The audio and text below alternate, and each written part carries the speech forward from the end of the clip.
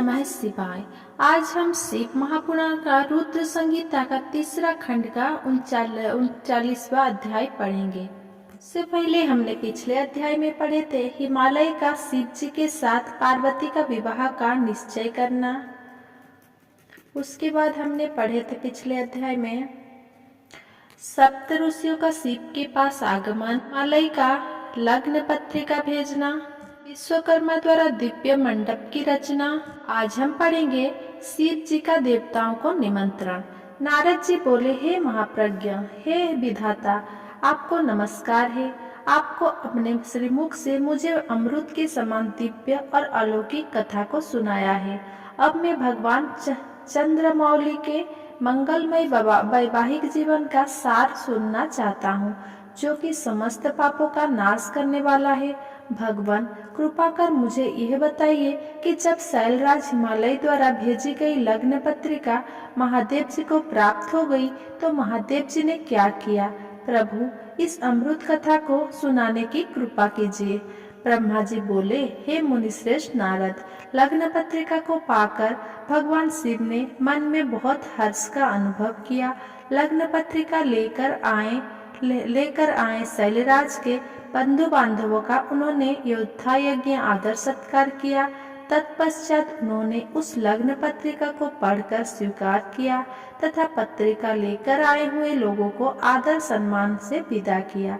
तब शिव जी प्रसन्नता पूर्वक ऋषियों से बोले कि मुनियों, आपने मेरे लिए इस शुभ कार्य का संपादन किया है और मैंने इस विवाह हेतु अपनी स्वीकृति प्रदान कर दी है। अतः आप सभी मेरे विवाह में आदर सादर निमंत्रित है। भगवान शिव के शुभ वचन सुनकर ऋषिगण बहुत प्रसन्न हुए और उनको आदर पूर्वक प्रणाम करके अपने अपने धाम को चले गए। जब ऋषिगण कैलाश पर्वत से चले गए तब भक्तवत्सल भगवान शिव ने तुम्हारा स्मरण किया। तुम अपने सौभाग्य की प्रशंसा करते हुए तुरंत उनसे मिलने उनके धाम पहुंच गए। शिव जी के श्री चरणों में तुमने मस्तक झुकाकर प्रणाम किया और वहां हाथ जोड़कर खड़े हो गए। भगवान शिव बोले, हे नारद, तुमने दिए गए उपदेश से प्रभावित होकर ही देवी पार्वती ने घोर तपस्या की और उससे प्रसन्न होकर मैंने उन्हें अपनी पत्नी बनाने का वरदान दे दिया है। पार्वती की भक्ति ने मुझे बस में कर लिया है। अब मैं उनके साथ विवाह करूंगा। सप्त ऋषियों ने शैलराज हिमालय को संतुष्ट कर इस विवाह की स्वीकृति प्राप्त कर ली है और हिमालय की ओर से लग्न पत्रिका भी आ चुकी है। आज से 7वें दिन मेरे विवाह का दिन सुनिश्चित हुआ है। इस अवसर पर महान उत्सव होगा। अतः तुम श्री हरि ब्रह्मा, सब देवताओं, मुनियों और सिद्धों को मेरी ओर से निमंत्रण भेजो और उनसे कहो कि वे लोग उत्साह और प्रसन्नता पूर्वक सज धज कर अपने अपने परिवार के साथ सादर मेरे विवाह में पधारे। नारद, भगवान शिव की आज्ञा पाकर आपने हर जगह जाकर आदर पूर्वक सबको इस विवाह में पधारने का निमंत्रण दे दिया। तत्पश्चात भगवान शिव के पास आकर उन्हें सारी जानकारी दे दी। तब भगवान शिव भी आदर पूर्वक सब देवताओं के पधारने की प्रतीक्षा करने लगे। भगवान शिव के सभी गण संपूर्ण दिशाओं में नाचने गाने लगे। सभी और उत्सव होने लगा। निमंत्रण पाकर अति प्रसन्नता से सज धज कर भगवान श्री हरि, विष्णु भी श्री लक्ष्मी और अपने दलबल के साथ लेकर कैलाश पर्वत पर जा पहुँचे। वहाँ पधार कर उन्होंने भक्ति भाव से भगवान शिव को प्रणाम किया और प्रभु की आज्ञा लेकर अपना स्थान ग्रहण किया। तत्पश्चात मैं भी सपत्नीक अपने पुत्रों सहित भगवान शिव के विवाह में सम्मिलित होने के लिए पहुंचा। भगवान शिव को प्रणाम करके मैंने भी वहां आसन ग्रहण कर लिया। इसी प्रकार सब देवता, देवराज इंद्र आदि भी अपने अपने गणों एवं परिवार के साथ सुंदर वस्त्र और बहुमूल्य आभूषण से सुशोभित शोभायमान होकर वहां पहुंच गए। सिद्ध, चारण, गंधर्व, ऋषि, मुनि सब सहस्त्र विवाह में सम्मिलित होने के लिए कैलाश पर पहुंच गए। अप्सराएं नृत्य करने लगी और देव नारियां गीत गाने लगी। त्रिलोकीनाथ भगवान शिव ने स्वयं आगे बढ़कर सभी अतिथियों का सहस्त्र सहस्त्र आदर सत्कार किया। उस समय कैलाश पर्वत पर बहुत अनोखा और महान उत्सव होने लगा। सभी देवगण हर कार्य को कुशलता के साथ संपन्न कर रहे थे, मानो उनका अपना ही कार्य हो। प्रसन्नता पूर्वक सातों मातृकाएं शिव जी को आभूषण पहनाने लगी। लोकोचार रीतियों करके भगवान शिव की आज्ञा से श्री विष्णु आदि सभी देवता बर यात्रा अर्थात बारात ले जाने की तैयारी करने लगे। सातों माताओं ने भगवान शिव का श्रृंगार किया। उनके मस्तक पर तीसरा नेत्र मुकुट बन गया।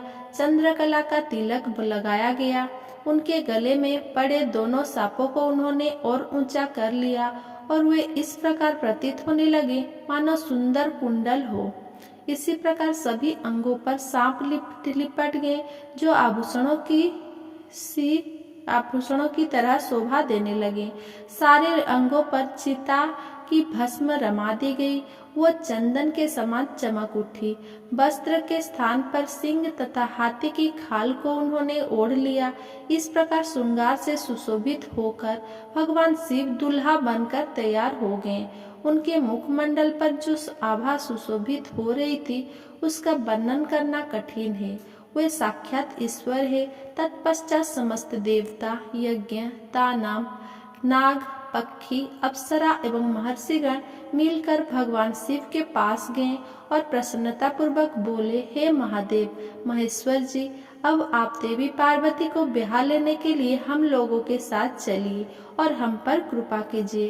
तत्पश्चात क्षीर सागर के स्वामी श्री हरि विष्णु भगवान शिव को आदर पूर्वक नमस्कार कर बोले, हे देवाधिदेव महादेव, भक्त वत्सल, आप सदैव ही अपने भक्तों के कार्य को सिद्ध करते हैं। हे प्रभु, आप गिरिजानंदिनी देवी पार्वती के साथ वेदोक्त रीति से विवाह करिए।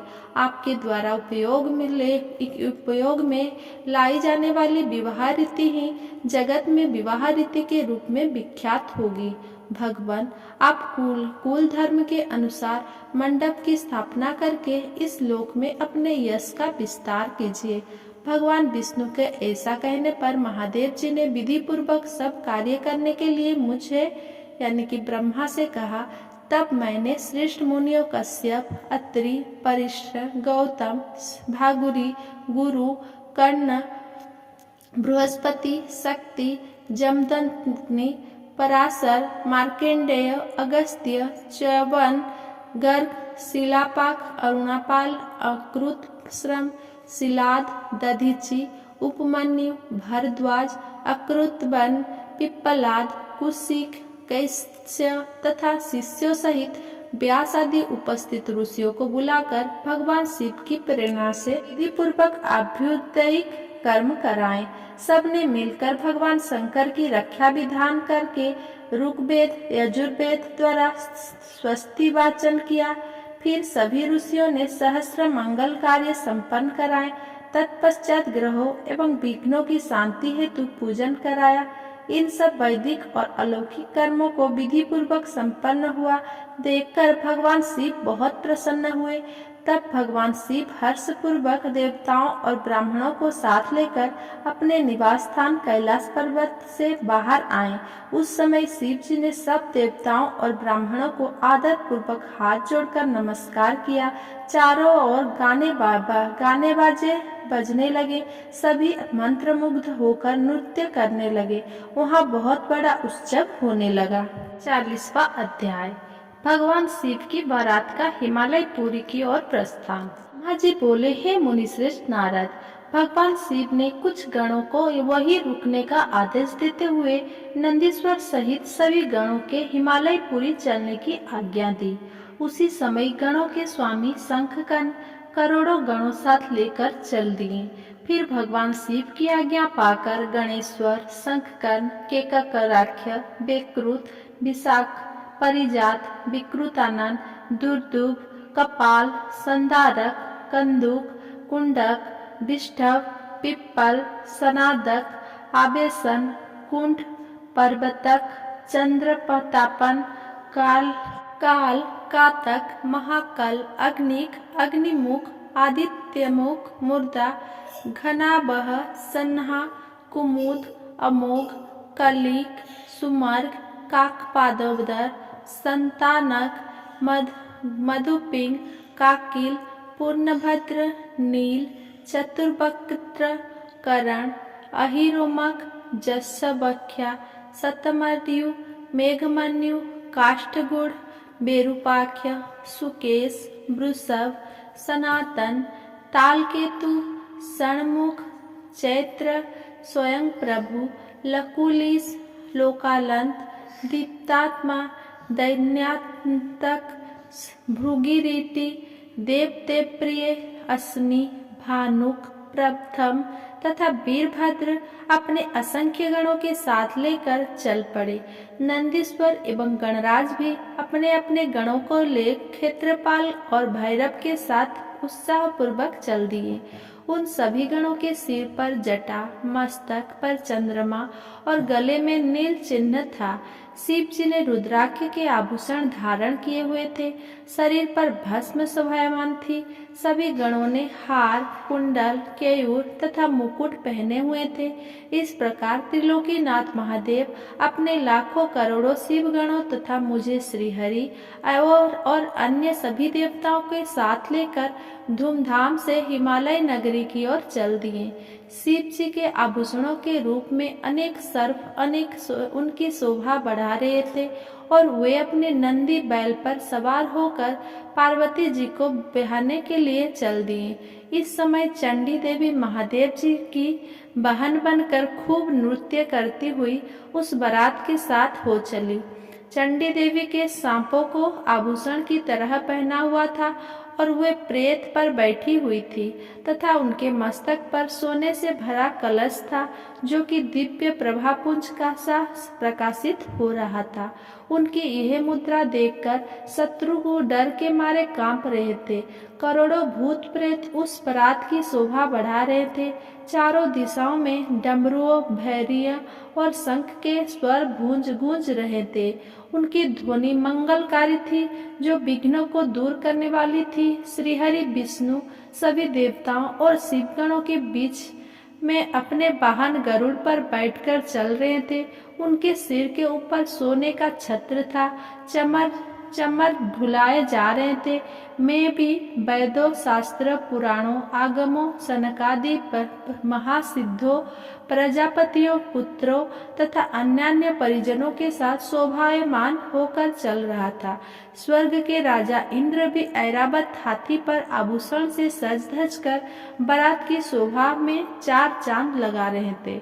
भक्तवत्सल भगवान शिव की बारात में अनेक ऋषि मुनि और साधु संत भी अपने दिव्य तेज से प्रकाशित होकर चल रहे थे।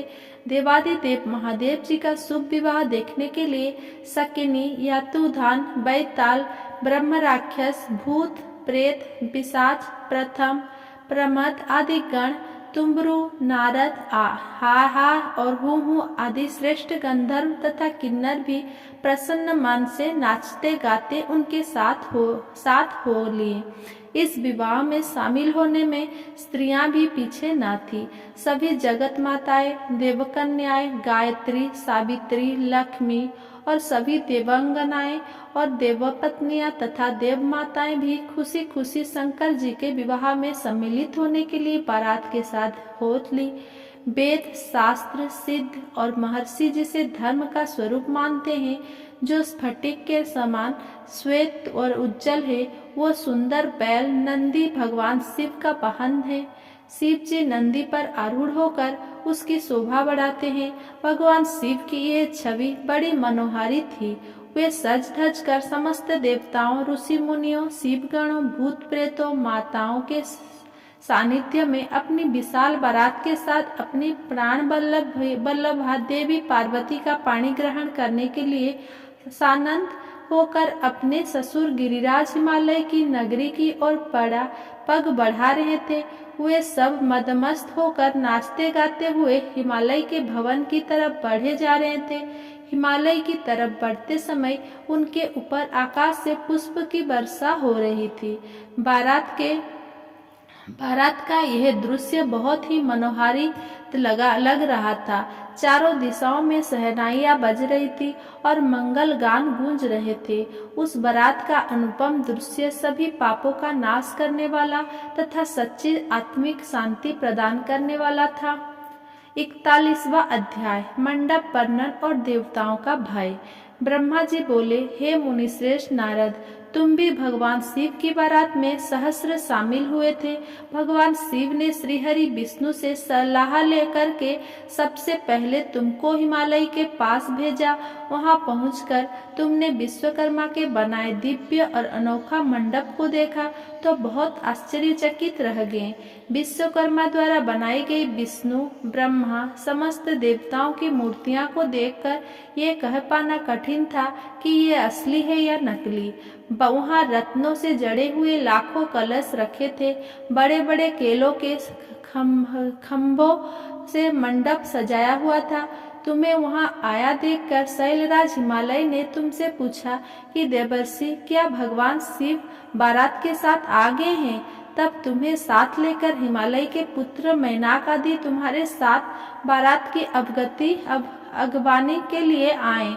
तब मैंने और विष्णु जी ने भी तुमसे वहाँ के समाचार के बारे में पूछा। हमने तुमसे यह भी पूछा कि शैलराज हिमालय अपनी पुत्री पार्वती का विवाह भगवान शिव से करने के इच्छुक है या नहीं। कहीं उन्होंने अपना इरादा बदल तो नहीं दिया है। ये प्रश्न सुनकर आप मुझे विष्णु जी और देवराज इंद्र को एकांत स्थान पर ले गए और वहां जाकर तुमने वहां के बारे में बताना शुरू किया। तुमने कहा कि देवताओं शैलराज हिमालय ने शिल्पी विश्वकर्मा से एक ऐसी मंडप की रचना करवाई है जिसमें आप सब देवताओं के जीते जागते चित्र लगे हुए हैं।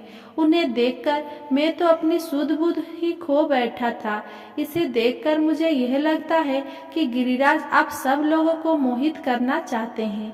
ये सुनकर देवराज इंद्र भय के मारे कांपने लगे और बोले, हे लक्ष्मीपति विष्णु जी, मैंने त्वष्टा के पुत्र को मार दिया था।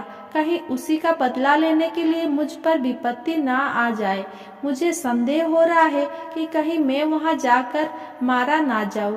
तब इंद्र के वचन सुनकर श्रीहरि विष्णु बोले कि इंद्र, मुझे भी यही लगता है कि वो मूर्ख हिमालय हमसे बदला लेना चाहता है, क्योंकि मेरी आज्ञा से ही तुमने पर्वतों के पंखों को काट दिया था।